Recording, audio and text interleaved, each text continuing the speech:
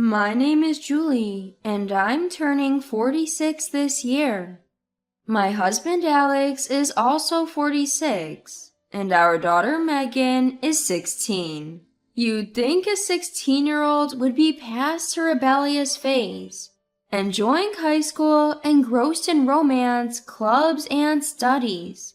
But Megan was different. For some reason, she kept challenging me. As a mother, I'd often caution her when she wore short skirts or outfits that emphasized her cleavage, especially for a high schooler. You know, dressing like that will only attract the wrong kind of attention. There's nothing good about it. Or, this is the age when you look your best just being yourself. Why make yourself look cheap? You can wear those outfits when you're older. I tell her just common sense advice. Megan is beautiful and had good grades up until middle school. But lately, it seems she's made some questionable friends. However, talking sense into her was challenging. At first, she'd brush me off with a, yeah. But gradually, she started to retort, "You're always nagging." Apparently, she believes that by flaunting herself, she's becoming more attracted to boys, and I'm just being a nuisance. They're not attracted to you, they're just seeing you as easy prey. She'd snap back, "Are you jealous? You're just an old lady, worn out from life. All you do is household chores without even bothering to dress up or put on makeup." Well, listen. She wouldn't let me speak. At least I'm not like those creepy older women trying to compete with their daughters, acting like they're sisters. That's just gross. No, they don't look like sisters. She might have a point, but her tone and choice of words have become harsher. Then she said something unbelievable. "Are you just jealous of how I dress? Can't handle my youth?" Why would I be jealous? I've heard there are mothers out there who are jealous of their own daughter's youth and beauty, but I'm not one of them. I have no reason to compete with my daughter. I just don't want the daughter I've cherished and raised to make a mistake at such a crucial time in her life. At 16, you might think it's not important to be liked by boys right now. If you study hard, get into a good college, and land a job at a reputable company, you'll meet plenty of great men. But life isn't just about attending a top college or working for a top-tier company. I get that. Still, the environment you surround yourself with matters. Places filled with people who worked hard tend to have more genuine individuals. That's why I hope you won't engage in behavior that attracts the wrong crowd right now. But my daughter wouldn't listen to me. In fact, the more I spoke, the more defiant she seemed to become. Back up! One day, she finally snapped at me with those words. The pain of not being understood left me drained. From that day on, she increasingly isolated herself in her room, avoiding me. One day, when I discreetly listened outside her door, it sounded like she was making money using her smartphone.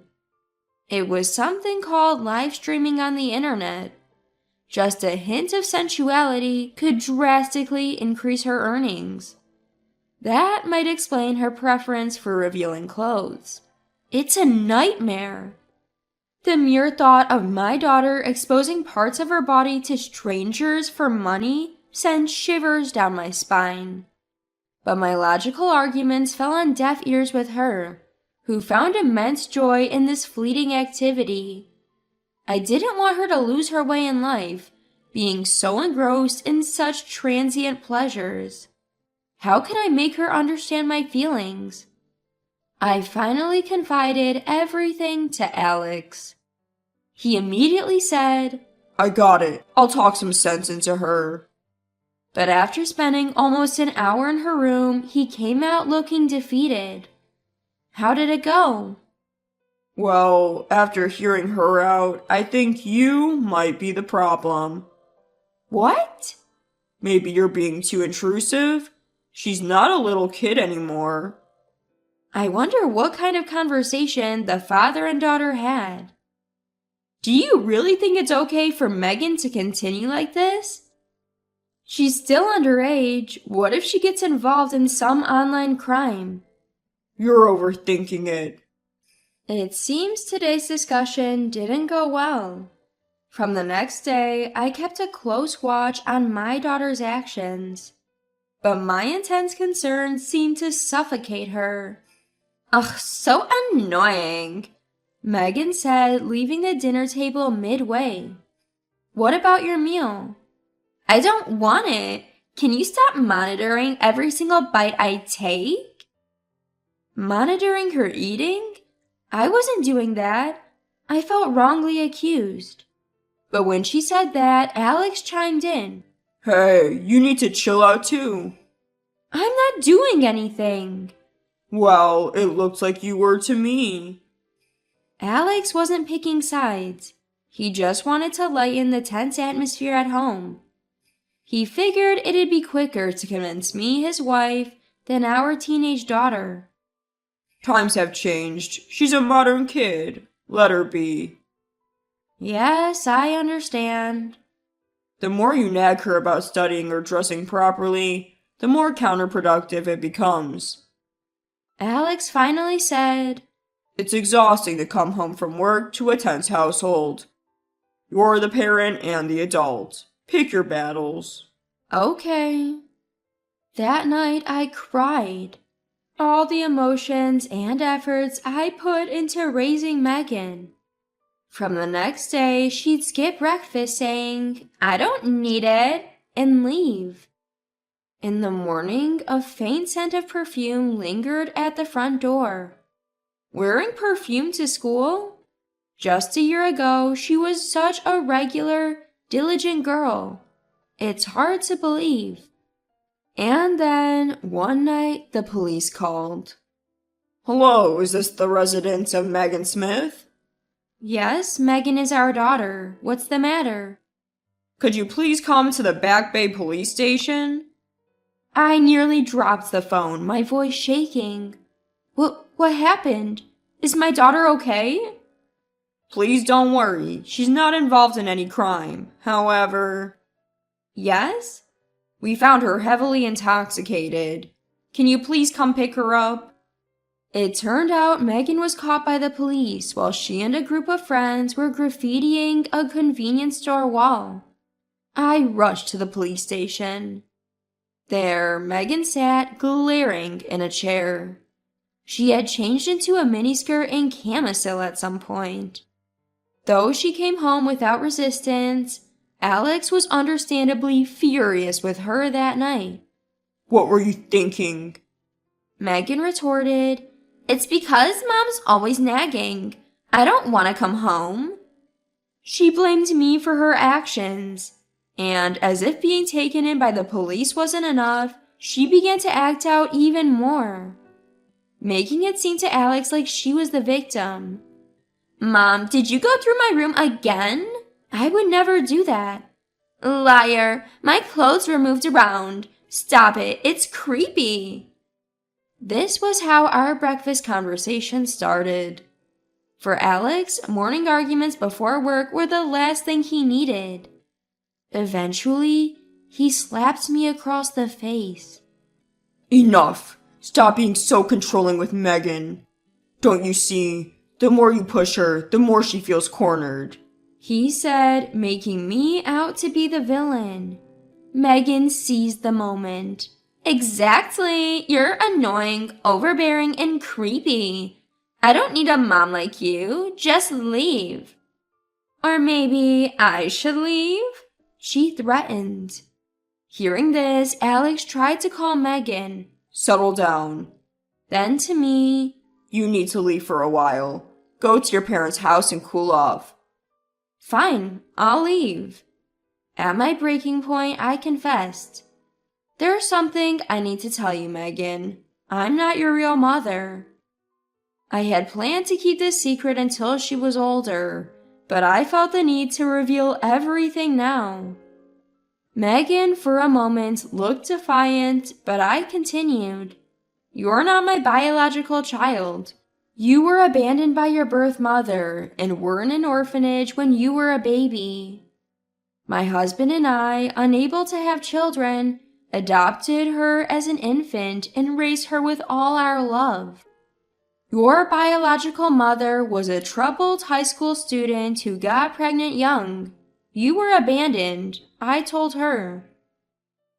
It must have been hard for her to hear this, but I continued. I didn't want you to follow in the footsteps of a mother who would abandon her child.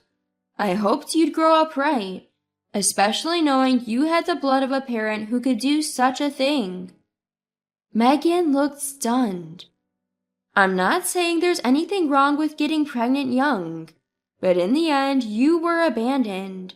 I wanted you to have a normal life, a happy marriage. With that, I left the house. Later, Alex told Megan cried her heart out that night. She must have been overwhelmed with emotions. After some time, when I heard Megan had calmed down, I returned home. But she seemed unchanged. Still dressing flashy and hanging out, I decided not to say anything anymore. Let her live her life. Sometimes letting go is also a form of love. Before we knew it, she was in 11th grade. As expected, her grades were poor. Her GPA was so low it seemed irredeemable. Most of her classmates at her academically rigorous school were college-bound. With her grades, she might barely make it into a low-tier private college. Realizing the gravity of her academic situation in 11th grade, she started skipping school, probably too embarrassed to face her peers. Eventually, she ended up working on a production line at a local factory after high school, but the local bad boy she used to hang out with still tempted her into mischief. It was a vicious cycle she couldn't escape. At work, she was known as the girl with the worst grades and behavior from that prestigious school. She struggled to fit in. Then one day, screenshots from a live stream she did as a prank with her then boyfriend surfaced on an online forum.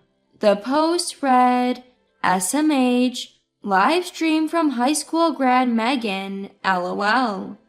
Even using her real name. Worse, it was one of those notorious internet forums where posts can't be removed without legal action and a hefty fee. Even if we paid to remove it, it could just be reposted endlessly. This is the digital tattoo. The shock of finding this, combined with her existing work stress, was the last straw for Megan's fragile mental state. She fell into depression. She couldn't work anymore, got fired, and became socially isolated.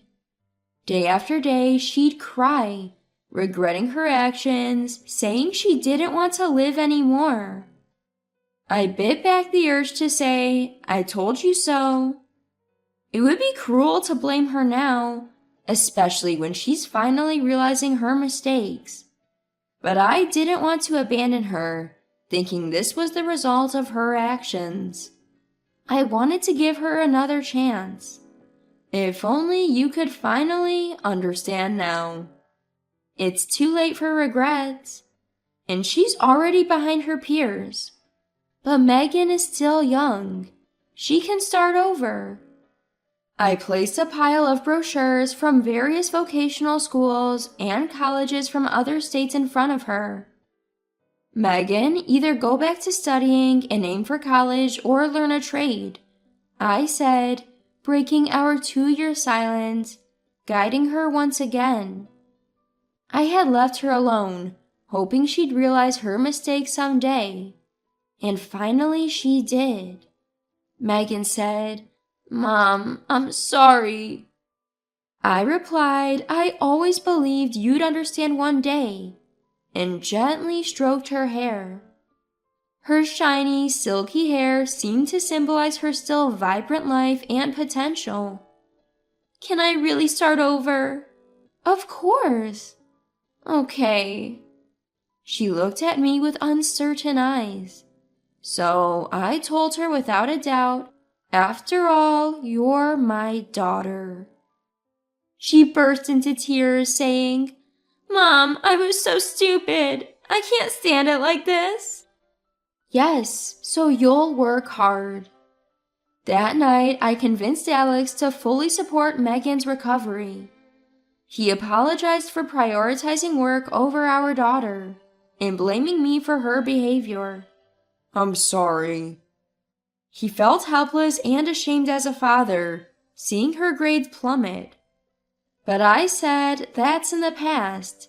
Let's support Megan in whatever choice she makes from now on." Alex nodded. After some time, Megan decided she wanted to attend nursing school. "I'll work really hard," she vowed. We were ready to use our savings for her. She studied hard and got into the vocational school. She'll start in the fall. From now on, she'll pave her own way. And whenever she faces challenges, I'll always be there to say, "After all, you're my daughter."